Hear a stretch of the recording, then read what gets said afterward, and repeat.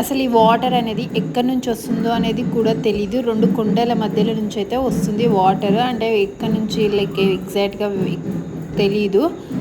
But ఈ water అనేది ఎప్పుడూ వస్తాయంట. అండ్ ప్యూర్‌గా ఉన్నాయి వాటర్ కూడా చాలా బాగున్నాయి.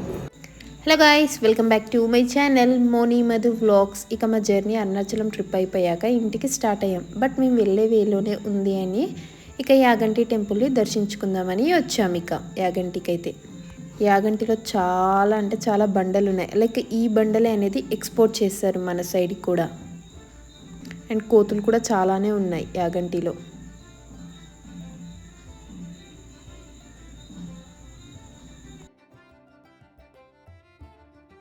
ఇక ఫ్రెష్ అప్ అయ్యి అయితే ఇక దర్శనానికి అయితే స్టార్ట్ అయ్యాం. లైక్ యాగంటి ఎంత ఫేమసో, ఎందుకు ఇంత ఫేమసో అనేది నేను క్లియర్గా నాకు తెలిసినంత వరకు అయితే చెప్తాను. ఈరోజు అయితే యాగంటి గురించి అయితే తెలుసుకుందాము. సో ఇప్పుడు మీరు ఒకవేళ హైదరాబాద్ నుంచి అయితే స్టార్ట్ అయితే లైక్ కర్నూలు రూట్ అయితే బెస్ట్. మనకు యాగంటి అయితే ఒక 80 కిలోమీటర్స్ అయితే ఉంటుంది కర్నూలు నుంచి. ఇక్కడ రూమ్స్ అయితే ఒక 800 to 1000 రూపీస్ వరకు అయితే ఉంటాయి. శ్రీ యాగంటి ఉమామహేశ్వర దేవాలయం లేదా యాగంటి ఒక ప్రసిద్ధ శైవ క్షేత్రం. అండ్ ఇది భారతదేశం ఆంధ్రప్రదేశ్ రాష్ట్రంలో నంద్యాల జిల్లాలో ఉంది. అండ్ ఈ జిల్లాలో శ్రీ బ్రహ్మం గారు నివసించిన బనగానపల్లి పట్టణానికి సమీపంలో ఉన్న ఈ పుణ్యక్షేత్రమే ఈ యాగంటి. ఈ దేవాలయం వైష్ణవ సాంప్రదాయాల్లో నిర్మించబడింది. బ్రహ్మంగారు కాలజ్ఞానంలో చెప్పిన యాగంటి బసవన్న కూడా చూడొచ్చు. మనకు బ్రహ్మంగారు కాలజ్ఞానంలో ఈ యాగంటి బసవన్న గురించి అయితే చెప్పడం అయితే జరిగింది. ఎందుకంటే ఈ బసవన్న వచ్చేసి కలియుగం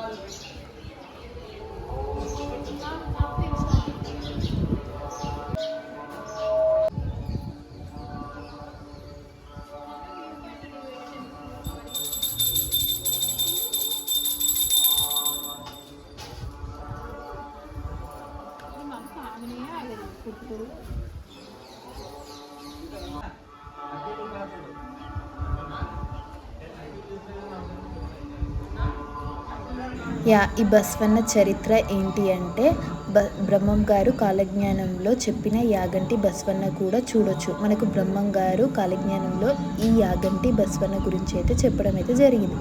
ఎందుకంటే ఈ బసవన్న వచ్చేసి కలియుగం అంతంలో లేచి రంకలు వేస్తుందని కూడా బ్రహ్మం గారు పురాణాల్లో తన కాలజ్ఞానంలో కూడా రాయడం జరిగింది.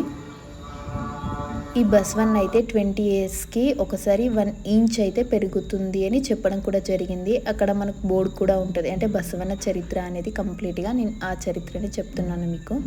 లైక్ మనకేమైనా కోరిక ఉంటే కూడా ఆ బసవన్న చెప్తే కూడా మన కోరిక నెరవేరుతుందని చెప్పారు అక్కడ. సో మేము కూడా అలానే చేసాం. మా వారు చూడాలనే చేస్తున్నారు.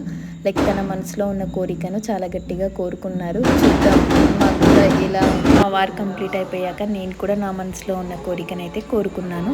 ఇక రైట్ సైడ్లో 2 చిన్న చిన్న ఆలయాలు అయితే ఉంటాయి. ఆ ఆలయాలను అయితే దర్శించేసుకొని ఇక అక్కడ నుంచి మీరు కొంచెం ముందుకు రాగానే చివర్లో వచ్చేసి అక్కడ అగస్త్య మహాముని స్నానం చేసిన కోనేరు అయితే ఉంటుంది. అక్కడ వాటర్ ఫ్లోయింగ్ అయితే ప్రతి సీజన్ ఉంటుంది. అంటే ఆ వాటర్లో ఫిషెస్ కూడా ఉన్నాయి చాలా. అంటే ఈ వాటర్ అనేది ఎప్పుడూ కంప్లీట్గానే ఉంటాయంట. లైక్ వాటర్ లేకుండా అనేది ఉండదంట. మా వారు నీళ్ళు చల్లుకుంటున్నారు తన హెడ్ పైన. అండ్ ఆ వాటర్ కూడా చాలా స్వచ్ఛమైనవి అంట.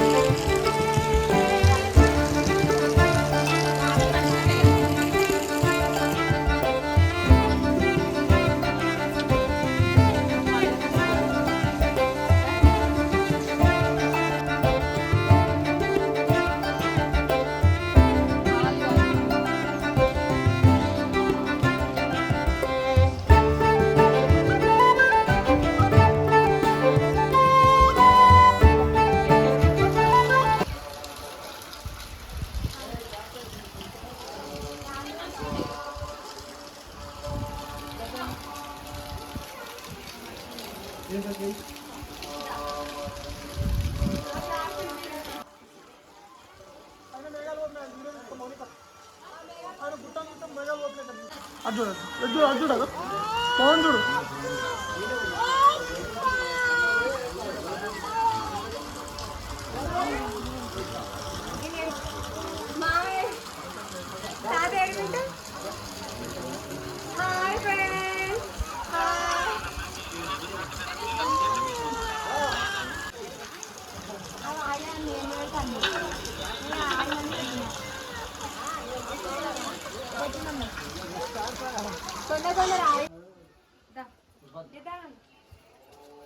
యాగంటి అభయాంజలి స్వామి నమః శ్రీ ఆంజనేయ అందరూ బొట్టు పెట్టుకోండి.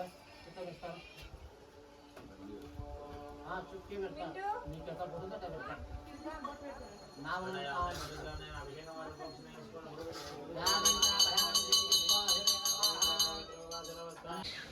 తినాలి చూడు చెప్పు మా మిట్టు. అక్కడ కంప్లీట్ అయ్యాక ఆలయం బయటికి వచ్చాక స్ట్రేట్గా వెళ్తే అక్కడైతే వెంకటేశ్వర స్వామి గృహ అయితే ఉంటుంది. ఈ గృహ పైకి వెళ్ళాలంటే అరౌండ్ ఒక 50 to 80 స్టెప్స్ అయితే ఉంటాయి. ఈ స్టెప్స్ ఎక్కి అయితే పైకి చేరుకోవాలి. ఆ స్టెప్స్ అయితే చాలా స్ట్రేట్ ఉంటుంది. ఎక్కేటప్పుడు కొద్దిగా భయం వేస్తుంది అనుకుంటాం, కాకపోతే దిగేటప్పుడు చాలా భయం వేస్తుంది. అంటే స్టెప్స్ అనేది స్ట్రేట్గా ఉంటాయి, కింద చూస్తేనేమో లోయలా ఉంటుంది. ఈ స్టెప్స్ ఎక్కి పైకి చేరుకున్నాక అక్కడ ఆ గుహలో అయితే వెంకటేశ్వర స్వామి వారు అయితే దర్శనం అయితే ఇస్తాడు. ఇక వెంకటేశ్వర స్వామి దర్శనం అయిపోయాక ఇక కొద్దిగా ముందుకు వెళ్తే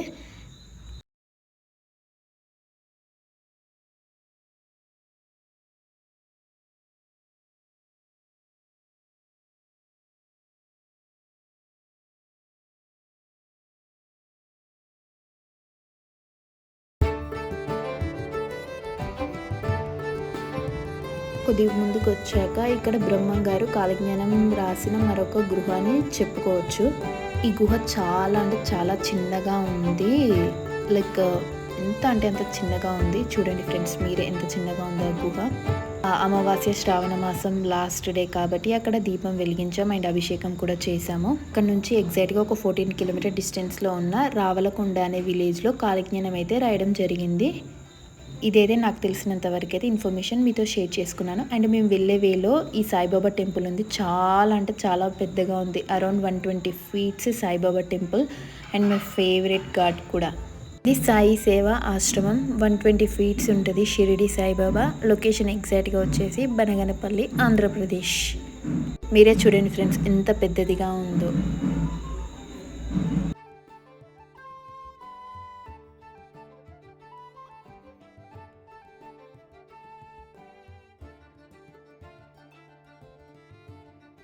ఎగ్జాక్ట్గా మేము 12 o'clock హారతికి వెళ్ళాము. సో ఇక అక్కడ ప్రసాదం కూడా ఇచ్చారు. ప్రసాదం కూడా చాలా బాగుంది.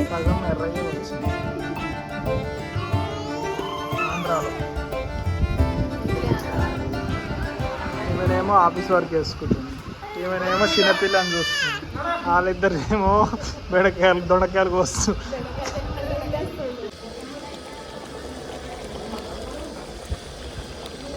ఫుల్ కోల్డ్గా ఉంది, అందుకని బ్లాంకెట్ కప్పుకున్నా. ఇక మా ఇంటితో ఆడుకుంటున్నా చూడండి.